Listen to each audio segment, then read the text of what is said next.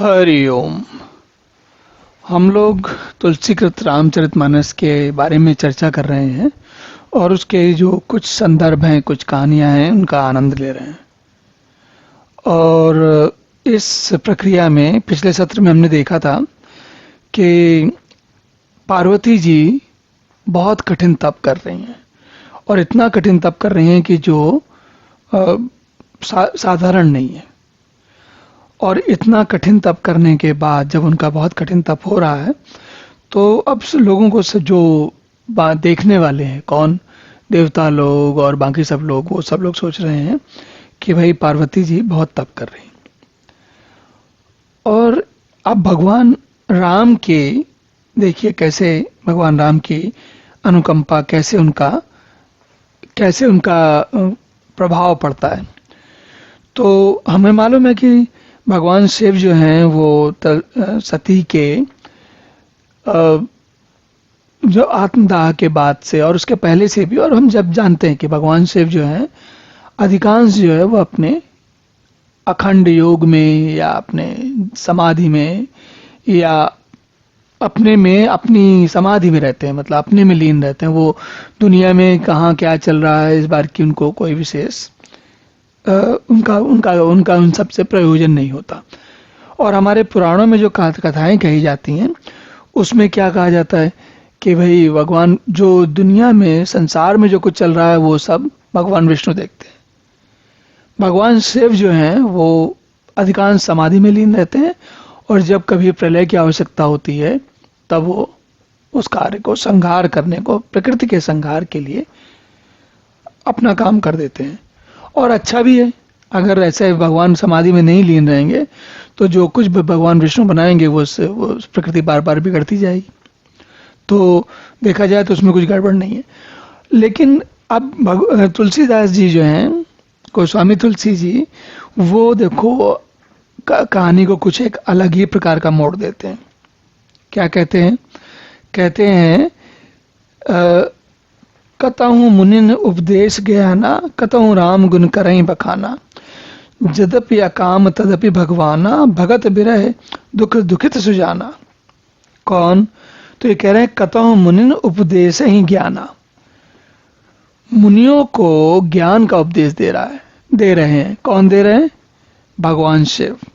तो भगवान शिव का जो जीवन कैसा चलता है, क्या काम करते हैं वो अपने जीवनचर्या में, उसके बारे में तुलसीदास बता रहे हैं। तो कतहु मुनिन उपदेश ही ज्ञाना, कतहु राम गुण करई बखाना। कभी कभी तो मुनियों को उपदेश का ज्ञान उपदेश देते हैं, ज्ञान के उपदेश देते हैं, और कभी भगवान राम के गुणों का बखान करते हैं। और ये भी देखिए तुलसी जी, हमने कहा था ना, देखिए तुलसी साहित्यकार भी हैं, भक्त भी हैं और वेदांती भी हैं। तो वेदांती जो उनका स्वभाव है वो छूटता नहीं है। कहते हैं कतहु राम गुण करहीं बखाना, और उसके बाद कहते हैं यद्यपि अकाम तदपि भगवाना। भगवान जो हैं, भगवान शिव जो हैं वो अकाम है, कोई कामना नहीं है उनको, कोई, वो निष्काम या अकाम कहते हैं। अकाम का मतलब कोई कामना नहीं है। तो भगवान शिव जब मुनियों को ज्ञान का उपदेश देते हैं या राम के गुणों का बखान करते हैं तो इसलिए नहीं करते क्योंकि उनको उनसे, भगवान राम से कोई काम है, नहीं, ये स्वभाव है उनका। और वो भगवान शिव जो है बताया करते हैं। और उसके बाद कहते हैं ए विद गयउ कालु बहुबीति, नित नय होए राम पद प्रीति, नेम प्रेम संकर कर देखा, अविचल हृदय भगति कह रेखा। इस प्रकार बहुत समय बीत गया और कहते हैं ए विद गयउ कालु बहुबीति, बहुत समय बीत गया और श्री रामचंद्र जी के चरणों में नित नई प्रीति। किसको प्रीति हो रही है? भगवान शिव को, उनके बारे में नहीं, उनके भगवान राम के चरणों में नित नई प्रीति हो रही। शिव जी के जो कठोर नियम, नेम प्रेम संकर कर देखा, अविचल हृदय भगति कह रेखा। तो जब उनका भगवान शिव का प्रेम अपने प्रति इतना अधिक देखा भगवान राम ने, तो कहते हैं प्रगटे राम कृतज्ञ कृपाला, रूपशील निधि तेज विशाला। बहु प्रकार शंकर ही सराहा, तुम बिन असुव्रत को निर्वाहा। तो भगवान राम जो है भगवान शिव जी के सामने प्रकट होते हैं और कहते हैं कि भाई तुम तो बहुत उनकी बहुत सराहना करते हैं, बहुत कहते हैं आपके बिना ऐसा कोई कठिन व्रत नहीं कर सकता। अब यहाँ पर कभी कभी हमारे मन में शंका आ सकती है कि भगवान राम जो हैं वो भगवान शिव के सामने प्रकट हो रहे हैं, और शिव जी भी तो भगवान है और राम जी भी भगवान है, तो फिर ये क्या क्या माया है, कैसे क्या हो रहा है कि भगवान शिव बड़े हैं कि राम बड़े हैं कि क्या कौन बड़ा है कौन छोटा, कभी कभी मन में ऐसा प्रश्न आ सकता है। और जब ऐसा प्रश्न आता है, क्योंकि हमें मनुष्यों के जीवन में हम देखते हैं कि एक छोटा जो कर्मचारी है, छोटा व्यक्ति है जो कम सामर्थ्य वाला है, वो बड़े के सामने जाता है और उसको नमस्कार करता है। तो और बड़ा वाला जो अधिकारी है वो कभी कभार प्रकट हो जाता है और छोटा अधिकारी जो है उसकी उसकी बाट जोता रहता है या उसके बारे में सोचता रहता है या उसकी सेवा में लगा रहता है। तो ये बात देख के कभी कभी मन में माया, ये लगता है क्या माया है भाई, क्या चक्कर है, क्या बात है। तो ये बात हमने पहले भी देखी और आगे भी देखते रहेंगे। ये बात बार बार दोहराई जाती रहेगी। क्यों दोहराई जाती रहेगी? क्योंकि हम में से सभी को, हम सब अपनी अपनी यात्रा पर निकले हुए हैं, कोई एक यात्रा पे तो है नहीं, और किसी का ध्यान इस बात पर कभी जाता है और किसी और का ध्यान इस बात पर कभी और जाता है। किस बात पर? कि ये क्या माया है, कौन से भगवान कैसे हैं, क्या है। तो इसको एक बार फिर से समझते हैं। भगवान की माया कैसी है। तो एक उदाहरण लेते हैं। उदाहरण है 1982-83 के लगभग अमिताभ बच्चन जी की एक फिल्म आई थी, एक सिनेमा आया था जिसमें उन्होंने 3 रोल किए थे। फिल्म का नाम था महान और उसमें उन्होंने 3 रोल किए थे। कैसे 3 रोल किए थे? वो बाबा भी वही थे, दादा भी वही थे, मतलब पितामह भी वही थे, पिता भी वही थे और पुत्र भी वही थे। अब आप सोचिए, लगभग 1983 के आसपास की फिल्म है, तो उस समय अमिताभ बच्चन जी स्वयं जो है 42 के पैदा हैं, तो इसका मतलब 41-42 साल के रहे होंगे। और 41-42 साल के अमिताभ बच्चन जी 3 अलग अलग अभिनय कर रहे हैं एक ही फिल्म में। वही दादा बनते हैं, वही पिता बनते हैं और वही पुत्र बनते हैं। अब आप ये सोच के देखिए कि अगर हम इन लोगों की आयु का अनुमान लगाएं थोड़ा सा, तो अगर पुत्र जो है 21 वर्ष का है, 20-21 वर्ष का है, तो पिता उसका कम से कम 42-43 वर्ष का तो हो गई। और अगर पिता 42-43 वर्ष का है तो दादा वो करीब 64-65 वर्ष का कम से कम होगा। तो अमिताभ बच्चन जी 3 अलग अलग अभिनय कर रहे हैं, अलग अलग रोल कर रहे हैं।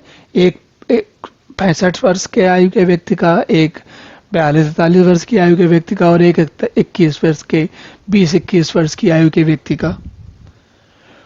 और जब हम उस फिल्म को देखें, यदि आपने देखी होगी तो आपको याद होगा, और अगर नहीं होगी या कभी ऐसी कोई चीज़ देखें, कोई इस फिल्म की बात ही नहीं, फिल्म कोई और भी देख सकते हैं, पर बात यहाँ समझने की ये है, ऐसी फिल्म को देखने के बाद किसी को पिता के रोल में अमिताभ बच्चन सबसे अच्छे लगेंगे, तो किसी को पितामह दादा के रूप में सबसे अच्छे लगेंगे, और तो किसी और को जो नवयुवक अमिताभ बच्चन हैं वो सबसे अच्छे लगेंगे। और ये ऐसा क्यों होगा? ऐसा इसलिए होता है कि हम सब अलग अलग जीवन में, अपने जीवन में अलग अलग परिस्थितियों में, और या तो अलग अलग परिस्थितियां हो या स्वभाव अलग अलग हो, तो अलग अलग परिस्थितियों में अलग अलग स्वभाव के लोगों को अलग अलग रोल जो है अमिताभ बच्चन जी के अच्छे लगेंगे। अब आप ये सोचिए कि अमिताभ बच्चन तो वही हैं, एक ही हैं, वो तो अलग नहीं है, अभिनय कर रहे हैं, लेकिन वास्तव में तो अमिताभ बच्चन जी एक ही है ना। वो तो कोई अलग 3 अमिताभ बच्चन अलग अलग थोड़ी हो जाएंगे एक साथ। और जब हम उसको फिल्म को देखते हैं तो हमारे मन में अलग अलग प्रभाव पड़ते हैं। तो ये बात इसलिए कही जाती है क्योंकि हम किसको कैसा देखते हैं वो हमारी अपनी मन स्थिति पर निर्भर करता है। इसी प्रकार किसी को भगवान शिव जी बहुत उनसे बड़े अच्छे लगते हैं, उनसे लगता है कि भगवान शिव देखो कितने अच्छे भगवान है, सबसे अच्छे भगवान भगवान शिव है। और किसी को भगवान विष्णु सबसे अच्छे लगते हैं, तो किसी को सब राम भगवान सबसे अच्छे लगते हैं और किसी को कृष्ण भगवान सबसे अच्छे लगती हैं। और हनुमान जो लोग भगवान हनुमान को मानते हैं उनके तो आगे कोई और भगवान टिकते ही नहीं है। और यही इसी प्रकार गणेश जी के जो जिनको गणेश जी अच्छे लगते हैं उनको बाकी सब कुछ समझ में नहीं आता। ऐसा क्यों होता है? ऐसा इसलिए होता है हमेशा क्योंकि हम सभी अपनी अपनी मन स्थितियों के कारण अपने अपने प्रकार से काम कर रहे हैं और हमको अलग अलग भगवान अच्छे लगते हैं। तो हमको तुलसीदास जी कहानी ऐसी बता रहे हैं कि कभी हमको शिव जी अच्छे लगे और कभी हमको राम जी अच्छे लगे, पर क्या भगवान तो एक ही है, सारे एक ही हैं। तो अब देखिए यहाँ आगे क्या कथा चलती है कि रामचंद्र जी उनके सामने प्रकट हुए और उनको बहुत प्रकार से समझाया। बहुविध राम से वही समझावा, पार्वती कर जन्म सुनावा। अपना भगवान राम जो है भगवान शिव जी को बता रहे हैं जाके। अब ये देखिए यहाँ पर ऐसा लगता है कि दो मित्र हैं। एक मित्र को पता चल गया है कि उनके जो लायक उनकी जिससे विवाह होना चाहिए वो फलानी फलानी कन्या है या वो उनके विवाह के योग्य हैं। तो क्या करते हैं, वो किसी प्रकार उनका ध्यान आकर्षित करते हैं, किसी प्रकार उनका ध्यान लेके जाते हैं। फिर कहते हैं, वो कहते हैं, देखिए अभी आप मजा देखिए, तुलसी के भाव भंगिमा और शब्दों का आनंद लीजिए। कहते हैं, अब विनती मम सुनो से जो मोह पर निज नेव, जाय विवाहो शैल जही यह मोहि मांगे देव। तो देखिए हम लोग अभी बात ही कर रहे थे कि भगवान शिव जी के सामने भगवान राम प्रकट होते हैं और ऐसा लग रहा है कि राम बड़े हैं और छोटे हैं, लेकिन राम भगवान क्या कर रहे हैं, विनती कर रहे हैं। किससे? शिव जी से। तो सब लोग एक दूसरे के मित्र हैं। कैसे कहते हैं? कौन मित्र है? सारे भगवान लोग सभी जो मित्र क्या है, एक ही भगवान है, हम सबको अलग अलग रूपों में दिखते हैं। तो वो क्या कहते हैं, शिव जी यदि मुझ पर आपका स्नेह, अब विनती मम सुनहु शिव जो मोह पर निज ने। अगर मुझ पर थोड़ा सा भी कोई नेह है, आपका मित्रता मेरी आपको समझ में आती है, प्रेम समझ में आता है, तो मेरी बात सुनो। क्या? जाय विवाहो शैल जही यह मोहि मांगे देव। कहते हैं जाके शैलजा को, शैलजा कहते हैं पर्वत की, जो शैल मतलब शैल कुमारी पर्वत। पार्वती जी के बहुत सारे नाम हैं, तो पार्वती का एक नाम शैलजा भी है, शैल कुमारी भी है। शैल कुमारी क्यों कहते हैं? जो बहुत बड़ी शिला होती है। कौन सी सबसे बड़ी शिला है? हिमालय पर्वत। तो जो शैल की बहुत बड़ी शिला है वो शैल है, और शैल कुमारी मतलब पार्वती जी। कहते हैं शैलजा से आप विवाह करिए जाके। और कह शिव यद्यपि उचित असनाही, नाथ वचन पुनि मेट न जाही। तो शिव जी कहते हैं कि भाई ऐसा ठीक तो नहीं है, लेकिन हे नाथ, मेरा यही परम धर्म है कि मैं आपकी आज्ञा को सिर पर रखकर उसका पालन करूं। कहते हैं अब नाथ, देखिए समझ में नहीं आता कि कौन किसका नाथ है। तो वो जैसे दो मित्र होते हैं तो उनमें कौन किसका नाथ है बताइए? सब दोनों एक दूसरे के नाथ हैं। जिसकी जो बात कह देता है फिर मित्र टालता नहीं है कभी। तो कहते क्या है कि ऐसा उचित तो नहीं है, लेकिन स्वामी की बात भी मेरी टाली नहीं सकती। अब स्वामी कह रहे हैं, ऐसा आनंद है कि पूछिए मत, और हैं भगवान। फिर कहते हैं माता पिता गुरु प्रभु कह बानी, बिनहि विचार करहि शुभ जानी। कहते हैं माता पिता और प्रभु की वाणी, उसमें सोचना ही क्या है, वो जो कह दें बस मान लेना चाहिए। फिर क्या कहते हैं, और देखिए प्रभु तो शैव सुन शंकर बचना, भक्ति विवेक धर्म जुत रचना। कहे प्रभु हर तुम्हार पन रहेऊ, अब और राखेऊ जो हम कहेऊ। तो शिव जी की भक्ति ज्ञान सब सुन के प्रभु रामचंद्र जी संतुष्ट हो गए, बड़े प्रसन्न हो गए। मित्र हैं दोनों लोग एक दूसरे के, उनकी बात सुन के समझ गया कि हाँ भाई हमारे मित्र मान गए। और कहने लगे कि आपकी प्रतिज्ञा पूरी हो गई है, आप आपने जो कहा है उसको अपने मन में रखना, हृदय में रखना। इस प्रकार अंतर्धान भये असभासी, शंकर सोई मूर्ति उर राखी। अब यहाँ एक थोड़ी सी ध्यान देखने की चीज देखिएगा। देखिए हमने जानते हैं कि चौपाई में ये अंतरा जो पीछे वाला जो शब्द होता है ये मिलाया जाता है। तो लिखा है, नीचे लिखा है शंकर सोई मूर्ति उर राखी, और ऊपर लिखा है अंतर ध्यान भये अस भासी, भासी नहीं है। तो अवधि में यहाँ पर तुलसी का ये प्रयोग बड़ा मुझे नहीं मालूम ये अवधि में है, हर जगह ऐसा होता है कि तुलसी ने ये प्रयोग किया है, पर तुलसी का ये प्रयोग बड़ा ही जबरदस्त है। पूरी की पूरी रामचरितमानस में बहुत जगह दिखता है। क्या है यहाँ पर, कहते हैं अंतर्धान भये अस भाखी, सा नहीं है ये खा कहलाता है यहाँ पर। और ये सा कभी सा कहलाता है, कभी खा कहलाता है। मिलाना हमको पड़ता है। कैसे, अगर पहले यदि किसी चौपाई के एक भाग में खा आ रहा है तो दूसरे में भी खा आएगा, और अगर एक में सा आ रहा है तो दूसरे में भी सा आएगा। तो क्या कहते हैं, अंतर्धान भये अस भाखी, शंकर सोई मूर्ति उर राखी, तबहि समरि से शिव पही आए, बोले प्रभु अति वचन सो आए। अब देखिए मजे की बात, कहानी कैसे जोड़ी तुलसी ने। कहते हैं इस प्रकार श्री रामचंद्र जी तो अंतर्ध्यान हो गए, शिव जी ने उनकी वह मूर्ति अपने हृदय में रखी, पर उसी समय सप्तर्षि शिव जी के पास आए। प्रभु महादेव जी ने उनसे अत्यंत सामने वचन कहे। अब आपको अगर कहानी का पिछला तारतम्य याद हो तो आपको याद हो कि नारद जी ने कहा था, फिर उसके बाद पार्वती जी ने अपना सपना बताया था मैना को।